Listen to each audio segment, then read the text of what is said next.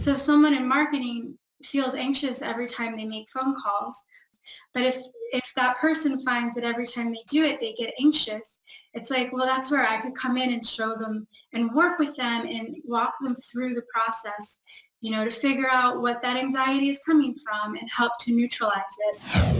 Welcome to the My Future Business Show, where we get you in front of your best audience and keep you there. Not only are we interviewing the biggest names in business to help you become even more successful, we're inviting you to book your spot on the show to help you grow your business. So at the end of the call, make sure you fill in the interview application form at myfuturebusiness.com/interviews. Hi and welcome back to the My Future Business Show. It's Rick Nuske. I am back again doing everything that I love to do with the My Future Business Show. And on today's call, I'm with Jennifer Merritt. How are you, Jennifer? I'm doing great, thanks. Thank you for coming onto the show today. I was just mentioning earlier, I love that picture frame behind you. And we're going to be talking about stresses in business. We're going to be talking about how we engage with people and how we use certain therapies and methods to, I guess, make our business experience easier. But before we jump into the core of the call, Jennifer, I was wondering if you could share a little bit about yourself with the My Future Business audience. I would love to. So my name is Jennifer Merritt, and my business is emofreefit.com. So what I got into healing arts when I was in high school, almost 18, 19 years ago. And every few years I've studied something different. So I've studied massage, hypnotherapy, yoga, Ayurveda, emotional freedom technique. And I just want to share these tools with other people so that, we can all be doing things to reduce stress and feel more present and just begin to cultivate more peace instead of things to do. Yes, I tell you what, and you've hit the nail on the head. It's one of the things. It's so easy to become busier in a business sense, isn't it? Instead of unwinding a little bit. True. Yeah, I'm sitting here and I'm thinking to myself, I wonder what the best way is to start this call. We spoke about it a little bit earlier about how we can use these techniques to improve the way we run our businesses, how we market, and those types of things. I guess a really good place to start is to share a little bit about the process you take clients through who are looking to go through that unwinding process. Okay, yeah. So, it's like I find that people are everyone needs something different, and and we all are motivated by working and making money and getting what we need so that we can do the things we want to do in life. And we live mostly in a culture where feelings and emotions and things at home stay at home. And, the reality is it's like we can't separate some of the things at home from work. And we don't often leave work stresses at work. And so the things that I do, like teaching people yoga, of course, that's a stress relief, and offering meditations and hypnotherapy and doing tapping. These are all things that, help people shift their perspective. So it's like in a work setting, let's say people, are trying to focus and they want to focus, but they can't because there's something going on that is just kind of needing attention in their mind. And so when you change your perspective around whatever that is that's kind of plaguing your thought process, then, obviously then if your mind is clear, you can focus more. Yes, absolutely. And it's very easy nowadays with all these external sensory factors, isn't it, to become overwhelmed to the point where, you suddenly feel tired. I think energy has a lot to do with this. How do you go about identifying people's energy blocks and things like that? Well, so someone will come to me with something that they want change around. And, although I have a lot of expertise around understanding the energy body, for example, for people who are newer to understanding energy, it's not some like hokey thing. No. There's meridians, and there's nadis, and nadis is the word used for lines of energy in India, and meridians is the word used for energy in many different traditions. And it's called chi, it's called, energy, there's chakras. So it's, ultimately someone can be tired because they are digesting something that is hard for their body to digest, or they're having an inflammation response to it. Someone can be tired, obviously, because of lack of sleep, and then somebody can be tired because there's something that they're not wanting to deal with, So I was talking about earlier today with someone, it's like often, people tell themselves, I can't relax, I can't relax, I can't relax. And it's because they have like an association that the only time to relax is sleeping, but the reality is when we relax, we think more creatively, we're more open to different possibilities, we see things we don't see otherwise, and so in a work setting, there are companies now that are actually creating rooms so that people, if companies are expecting their employees to work 12, 15-hour days, not possible for our human bodies, So what they do, even if you're working a 12-hour day, it's like a lot of companies are saying, we want your mind to be sharp. So they're bringing the things into the workplace, like they'll bring in a chef once a week, or they'll have family dinner nights. At the end of the day, it's like our mind can tell us we don't need these things. We don't need the community, or we don't need sleep, or we don't need the food. But that's the mind. The body is like, yeah, I do need the sleep. I do need the healthy food that is not in a box. Yes. I do need good communication and speaking my heart. Like the body will keep telling you that. So I think a lot of companies that are more innovative and that are asking a lot of their employees are also doing things to take care of their employees. Like some companies actually have rooms people can go and sleep because they can take a 10-minute power nap, but then they function better. So, there's all kinds of things that... Do you wonder if they are actually like valid ideas? Do you think some of these initiatives that large organizations make are actually negative, have a negative impact on the body, do you think? I think when we're talking about an organization and a large group, that it would be up to the people that are creating the program of health and wellness for their employees. It would be up to them to decide what are the needs of the people that are working here and how can I best create that. So when I say like some companies are creating rooms for people to rest, that's not going to work in a company where the majority of the employees are just not going to work. Obviously that would work in a company where people are there and they want to get stuff done and they're already putting the time in and they're going to do it and everyone knows they're going to do it, and then, those are the people that if they take a 10-minute rest, it's not pulling them away from work, it's helping them function better. If you have a work culture where the majority of the people working there are really just waiting to get through the day to get home, I wouldn't recommend putting in a room where people can sleep. I would recommend something that is going to bring people together, create community, give people a reason to want to be there and a reason to, that would be a whole different problem you would want to bring in. But you can still support people in being healthier. You can support, companies can still create, things like, so in the work that I do, it's like I'll go into a company and I'll do work where I'll do tapping with people or I'll do guided meditations and I'll help people shift their perspective, and this is a newer thing that companies are doing. But if they find that, you had mentioned someone in marketing reducing stress. So if someone in marketing feels anxious every time they make phone calls, but they happen to be the person in charge of, making phone calls to fund, because maybe they're in charge of creating funding for a program. And so they have to do calls sometimes. But if that person finds that every time they do it, they get anxious, it's like, well, that's where I could come in and show them and work with them and walk them through the process, to figure out what that anxiety is coming from and help to neutralize it.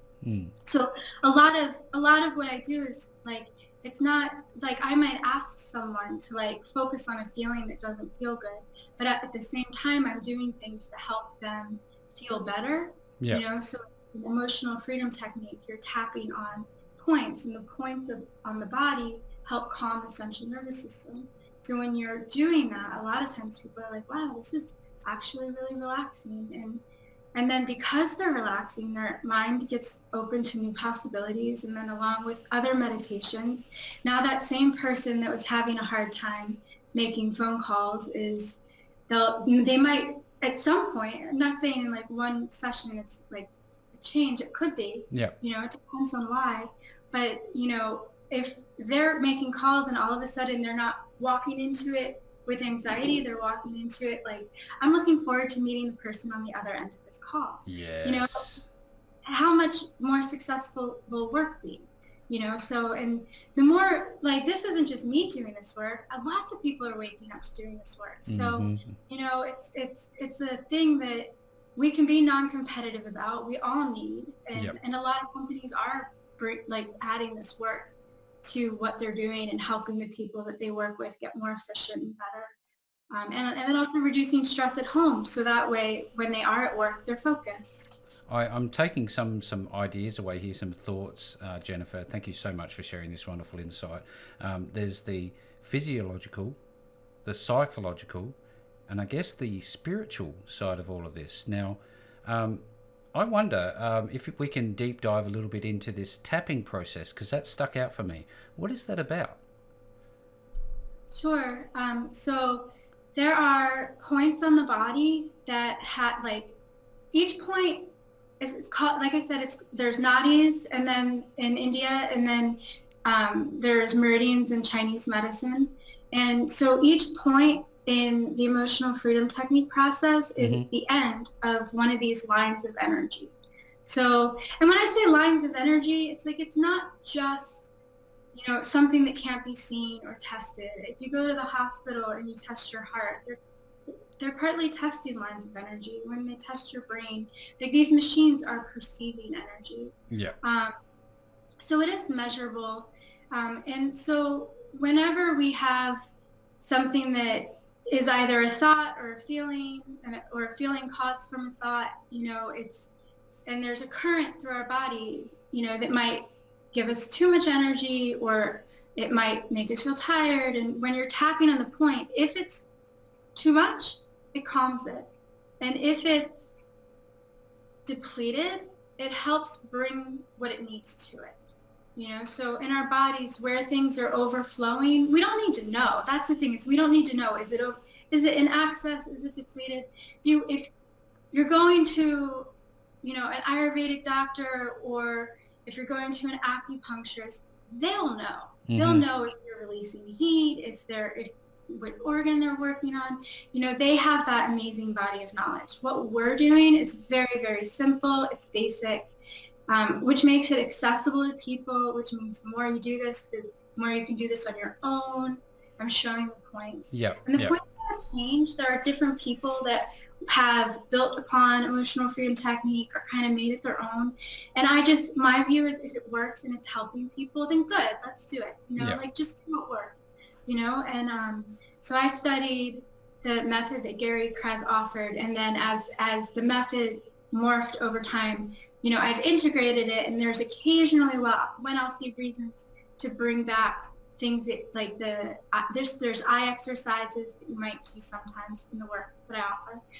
And these things help balance the two hemispheres of the brain, so it's like some of the points are really good for circulation. Some of the points are really good for the lungs. So if you're tapping on a point, and the reflex of that point is to support the rib cage and feeling more freedom. Yep. Then when you breathe, you're getting more oxygen, which of course is calming. It reverses our fight or flight response, because when our fight or flight response is in gear, we're going to breathe more shallow. So if we're tapping and our lungs are now able to function better, and our circulation is functioning better, then we're reducing our fight or flight response. Yeah. Yeah. Have you heard of, like, the points before? Have you had any experience with Yeah, this? look, I've interviewed a number of people, and I've had acupuncture, and I've had a number of different therapy sessions for not iridology. I've had that before, but also where they do pressure points in your toes, and all of a sudden I recall an experience, Jennifer, where this specialist would grab my big toe and I started crying like a baby.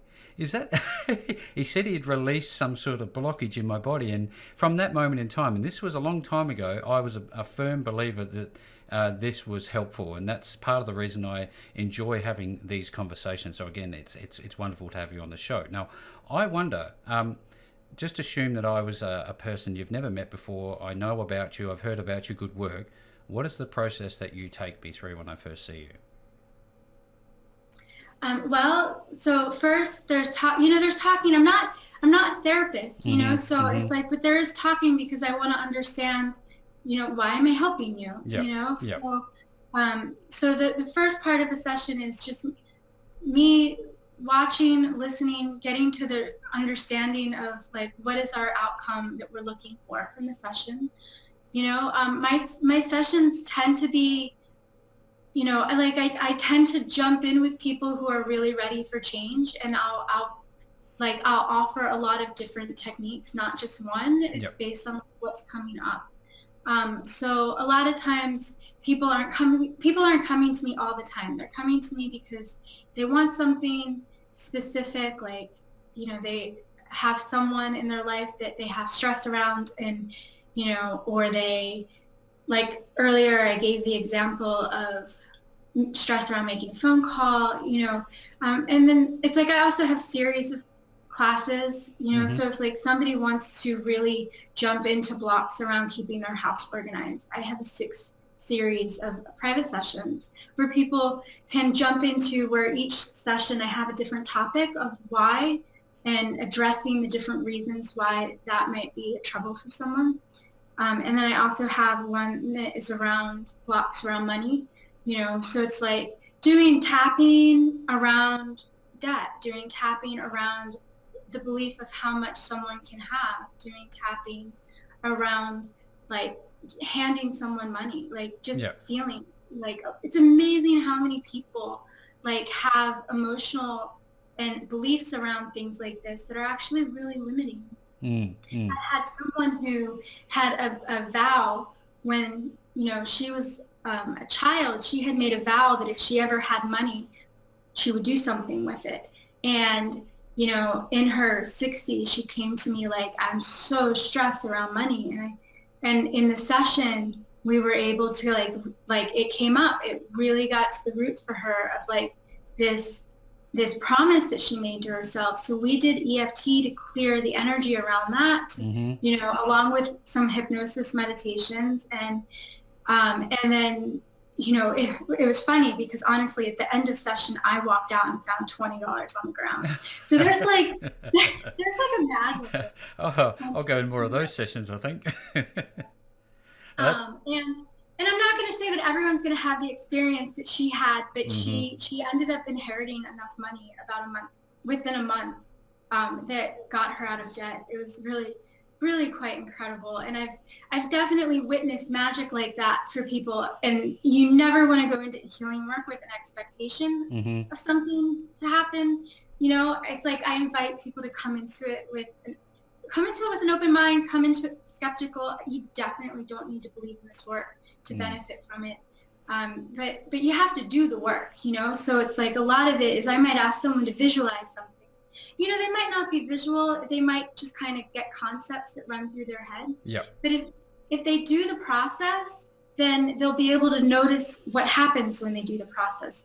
There are sometimes people who are newer or they don't know, they'll think they're doing the process, but because they don't know, they're thinking, well, I don't know why I'm doing this. I wonder what that meant. And instead of saying, I wonder what that meant so that we could talk about it, they might just think it the entire time. But then they never really did it, because they were ultimately in the work I do, what you're doing is what you're thinking about, is what you're, so because of the technique is a lot of using your thoughts to shift your thoughts.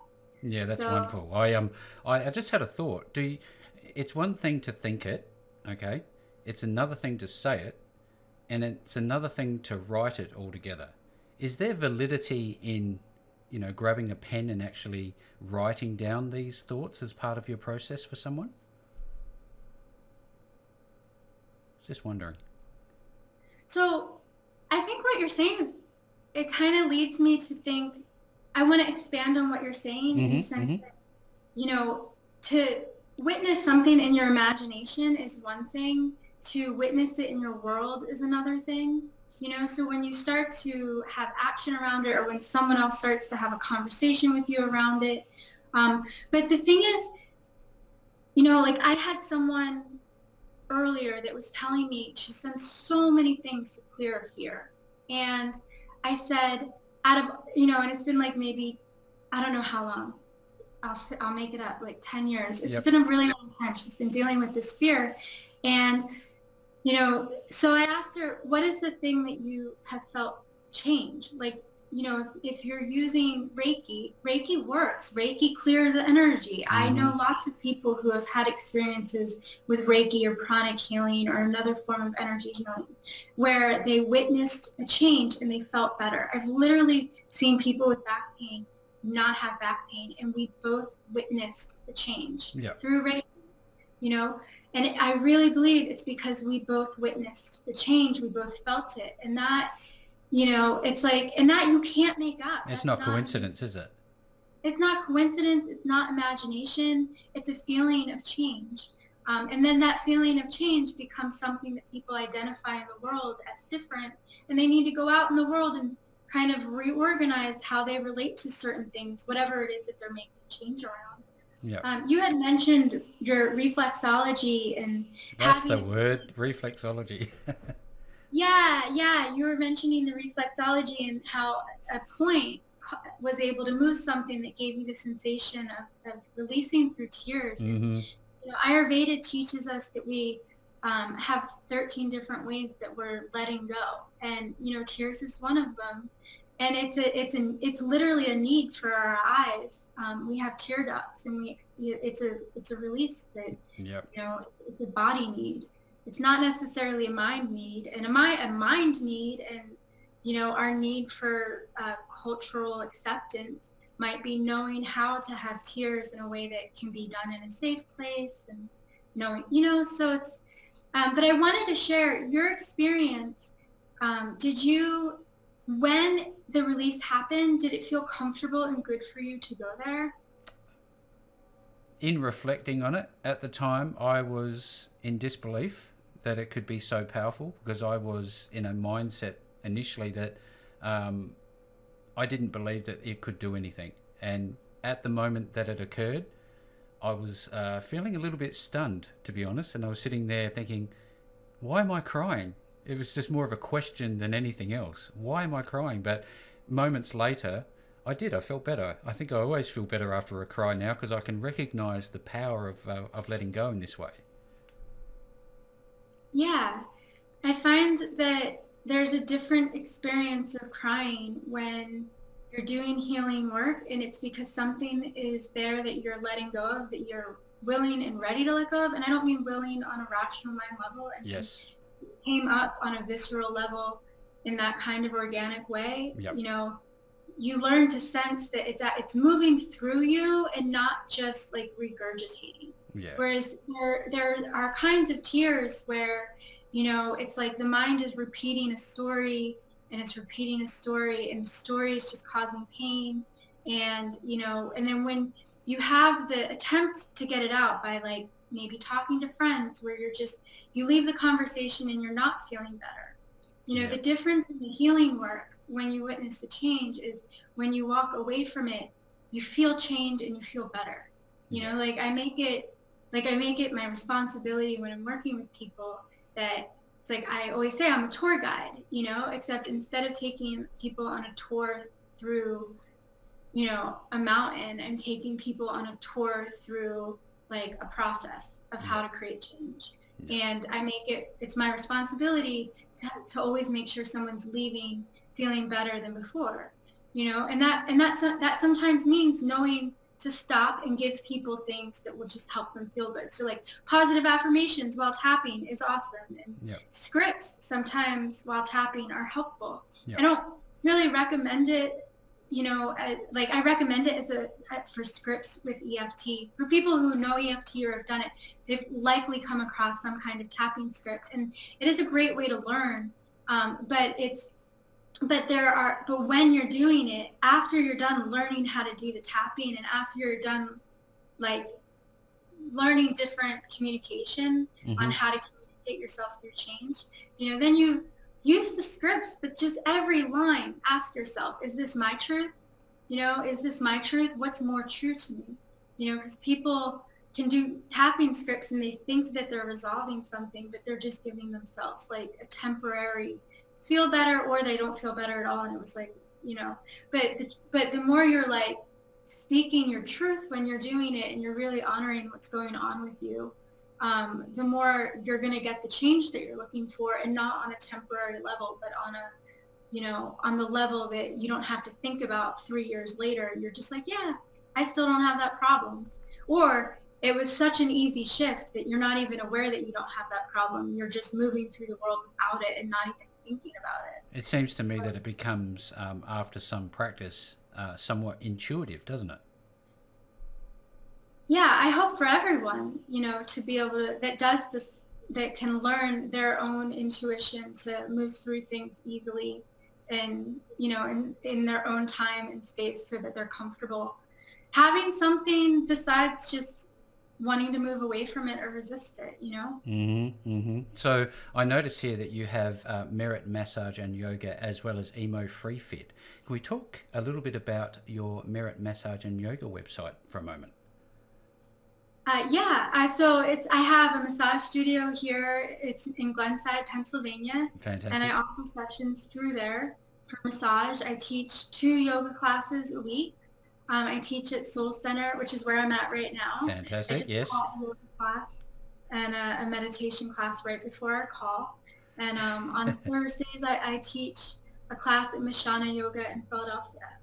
That's great. Well, look, I've had a wonderful time digging a little bit deeper into these amazing techniques. You're a wonderful soul. Thank you very much for spending some time with me on the My Future Business Show today. Thank you. I would love to offer, everyone who's listening to this, Yes. If I have 3 emotional freedom technique classes that are done online through Zoom, we're recording our call, and they're group classes, but they're small, so everyone gets something out of it. It's not going to be as much as a private session, but it's a really lovely way to learn. And so anyone listening to this is welcome to have email me, and I'll on my emofreefit.com website. So it's EMOFREEFIT.com, and just drop me an email, mention this talk, and I'll send you a free pass for my group class. It's Mondays at 10, Tuesdays at 12, and Wednesdays at 6:30. That's wonderful. Again, as is normally the case, I will make sure to create all of the links and put them on the My Future Business website so that you can get in contact with Jennifer. Again, Jennifer, thank you for spending some time with me on the show today. Thank you. Have a good day. Thanks for joining us today. If you enjoyed the call, then make sure to subscribe, leave a comment, share us with your friends, and book your spot on the show at myfuturebusiness.com/interviews. And if you're looking for solutions that will help grow your business, then visit myfuturebusiness.com/shop.